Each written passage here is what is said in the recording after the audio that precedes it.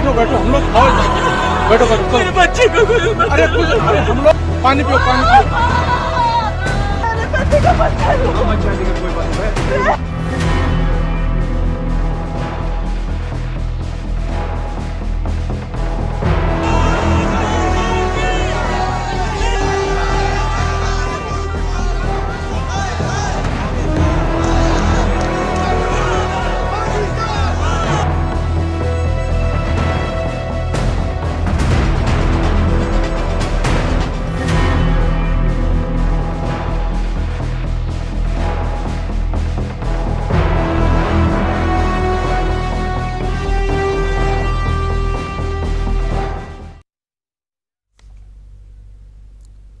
నమస్తే, welcome to the debate.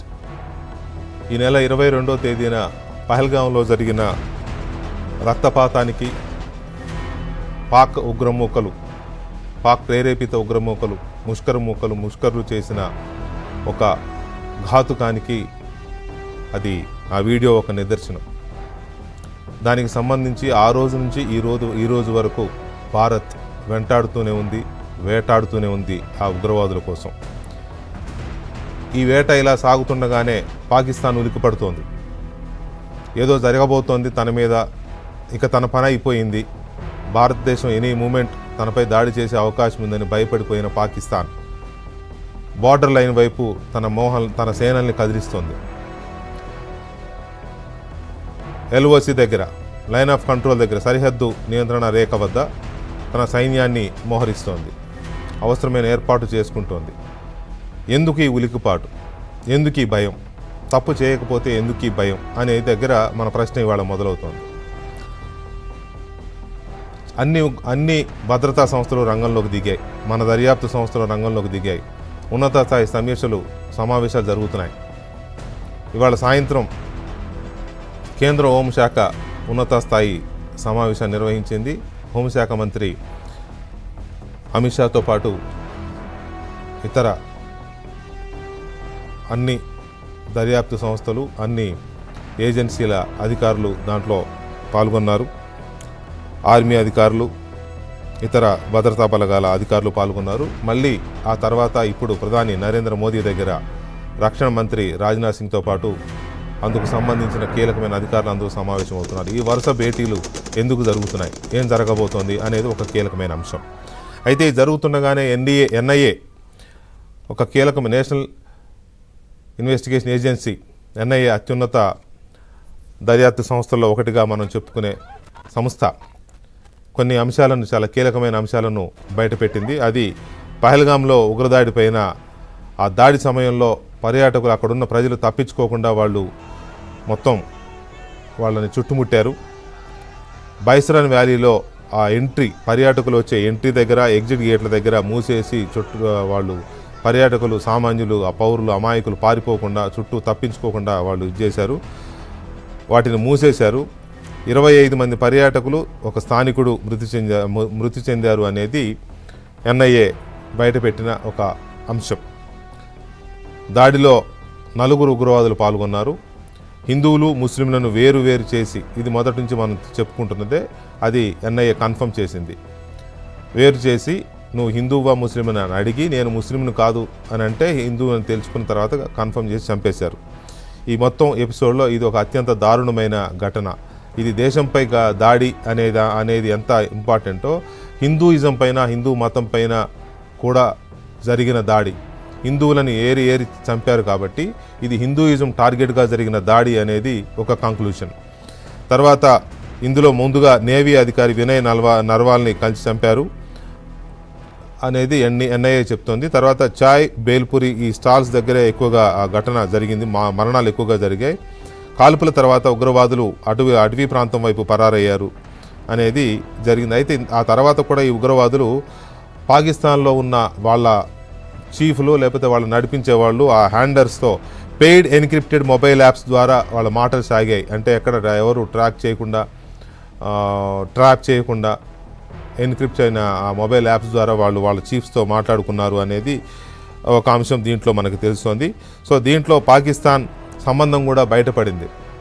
Musa అనే ఒక ఉగ్రవాది, ఈ 4లో ఒక మూసా అనేవాడు వాడు పాకిస్తాన్ ఆర్మీలో కమాండోగా పనిచేస్తున్నాడు. పాకిస్తాన్ ఆర్మీలో కమాండోగా పనిచేస్తున్న వ్యక్తి ఈ నలుగురిలో ఒకడుగా ఎలా మారాడు అనే దగ్గరే పాకిస్తాన్ సంబంధం చాలా క్లియర్గా ఎస్టాబ్లిష్ అవుతోంది. దీంతోపాటు ఇంకొక విషయాన్ని కూడా మన ఇంటెలిజెన్స్ వర్గాలు బయట పెడుతున్నాయి. పహల్గాం దాడి వెనుక పాక్ ఆర్మీ చీఫ్ మునీర్ ఎవరైతే ఈ మధ్య అవాకులు చెవాకులు పేలుతున్నాడో, లేకపోతే డ్యూయల్ కంట్రీ 2 కంట్రీ సిద్ధాంతాన్ని వల్లవేస్తున్నాడో, అతని హస్తం ఉంది అనేది, అతని కుట్ర ఉంది అనేది మన ఇంటెలిజెన్స్ వర్గాలు తేల్చేశాయి. ఎందుకంటే తన పదవీ కాలం అయిపోతుంది కాబట్టి పదవీ కాలాన్ని పొడిగించుకునేందుకు ఈ కుట్ర పన్నాడు అనేది ఒక అంశం. అయితే ఇది ఒక వ్యక్తి పన్నిన కుట్రగా చూడడానికి అవకాశం చూడకూడదు, ఒకవేళ చేసింది అదే అయినా కూడా. ఎందుకంటే పాకిస్తాన్ అనేది ఒక విఫల రాజ్యం, ఒక విఫల దేశం. అది అక్కడ ఎప్పుడు కూడా డెమోక్రటిక్ రూల్ ఉండదు. ప్రజలు ఓట్లేసి ఎవరైనా గెలిపించుకున్నా కూడా అది మెల్లగా ఆర్మీ చేతుల్లోకి వెళ్ళిపోతుంది. అది ఒక ముషరఫ్ కావచ్చు, ఇంకొకరు కావచ్చు, వాళ్ళ చేతుల్లోకి వెళ్ళిపోతుంది. ఇప్పుడు వీడు కూడా అంతే. ఈ చీఫ్గా ఉన్న మునీర్ కూడా మెల్లగా తన అధికారాన్ని, తన పదవీ కాలాన్ని పొడిగించుకొని పాక్ అధికారాన్ని, మొత్తాన్ని, పరిపాలనని హస్తగతం చేసుకోవడానికి వేసిన కుట్రగా పేర్కొంటూ దీన్ని భారతదేశం మీద ప్రయోగించాడు. అయితే ఇతనిలో ఉన్న ఒక సైకిక్ నేచర్ ఏంటంటే, ఇతను మామూలుగానే వాళ్ళంతా యాంటీ హిందూస్, ఇతను కరుడుగట్టిన యాంటీ హిందూ. అందుకనే తను పంపిన ఉగ్రవాదులకి హిందువులని ఏరి కోరి చంపమని పంపాడని మనకు అర్థమవుతోంది. ఇది ఒక అంశం. ఈ అంశం తర్వాత ఇండియా వేట కొనసాగుతూనే ఉంది. ఎక్కడెక్కడ వీళ్ళ లాంచింగ్ ప్యాడ్స్ ఉన్నాయి, పీఓకేలో ఎన్ని లాంచింగ్ ప్యాడ్స్ ఉన్నాయి అనే దాని మీద వెంటాడి చేస్తున్నారు. దాంట్లో పాక్ ఆక్రమిత కాశ్మీర్లో ఉగ్రవాద లాంచ్ ప్యాడ్స్ ఉన్నాయనేది అర్థమైంది. ఒకటి కోటాపలాన్ నార్త్ దగ్గర హిజ్బుల్ లాంచ్ ప్యాడ్ ఉంది. అక్కడ లాంచింగ్ కమాండర్గా సైఫుల్లా ఖలీద్ జతూర్ అనే వ్యక్తి అక్కడ ఒక టెర్రరిస్ట్ దానికి లీడ్ చేస్తున్నాడు. నెక్స్ట్ కోటా బజార్ తుష్రాజీ క్యాంపు దగ్గర 2వ లాంచ్ ప్యాడ్ ఉంది. లష్కరే తయ్యబాకు చెందిన 2వ లాంచ్ ప్యాడ్ అక్కడ ఉన్నట్టుగా కనబడుతోంది. 3వ లాంచ్ ప్యాడ్లో అన్ని సంస్థల ఉగ్రవాదులు ఉన్నట్లు గుర్తించారు. హలాన్ నార్త్లో జైషే మహమ్మద్ సంస్థ 3వ లాంచ్ ప్యాడ్ను నిర్వర్తిస్తోంది. అయితే ఇక్కడ ఏంటంటే చాలా కీలకంగా మనం గమనించాల్సిన విషయం ఏంటంటే, పాక్ ఆక్రమిత కాశ్మీర్లో ఉన్న, నాకు ఈ పదం అనడానికి నా మనసు ఒప్పడం లేదు, పాక్ ఆక్రమిత కాశ్మీర్, పిఓకే, పాక్ ఆక్యుపైడ్ కాశ్మీర్ కాదు, అది IOK, India owned Kashmir. That is IOK, India owned Kashmir. అది అక్కడ ఆ ప్రాంతంలో ఇండియా ఓన్డ్ కాశ్మీర్లో ఉగ్రవాద లాంచ్ ప్యాడ్స్ను ఖాళీ చేస్తున్న పాకిస్తాన్ సైన్యం, ఉగ్రవాదుల లాంచ్ ప్యాడ్స్ను పాకిస్తాన్ సైన్యం ఖాళీ చేయిస్తోంది. పహల్గాం దాడి తర్వాత భారత్ ప్రతీకారం తీర్చుకుంటుందనే భయంతో పీఓకే అంతటా ఉగ్రవాద లాంచ్ ప్యాడ్స్ను ఖాళీ చేయిస్తున్న పాక్ సైన్యం ఉగ్రవాదులను పాక్ ఆర్మీ షెల్టర్లు, బంకర్లకు తరలిస్తున్నట్టుగా నిఘా వర్గాలు వెల్లడిస్తున్నాయి. ఉగ్రవాద లాంచ్ ప్యాడ్స్ను భారత